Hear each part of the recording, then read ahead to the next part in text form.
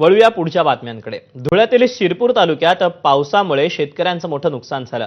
पावसामुळे मका कपाशीचं पीक उद्ध्वस्त झालं। शनिवारी रात्रीच्या दरम्यान पाऊस आला आणि अनेक सखल भागात पाणी साचलं। अनेक भागातली शेती आणि पिकं देखील पाण्याखाली गेली। सध्या मका पिकाची कापणी आणि कापूस वेचणी सुरू आहे। पावसाळ्यात कमी अधिक पाऊस झाल्यानं आधीच हवालदिल झालेल्या शेतकऱ्यांच्या डोळ्यात आत्ताच्या पावसानं पाणी साठलंय।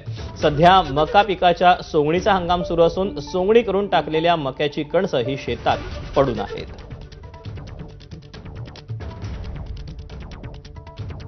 परतीच्या पावसामुळे आमचं पूर्ण 100% कापसाचं नुकसान झालंय। कापसाची पूर्ण वात करून ठेवलेली आहे, जमीन दोष करून टाकलेला आहे।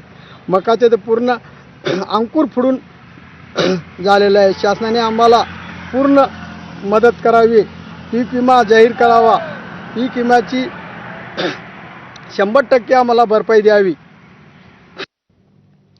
आणि या बातमीसोबतच बुलेटिनमध्ये वेळ झाली एका छोट्याशा ब्रेकची।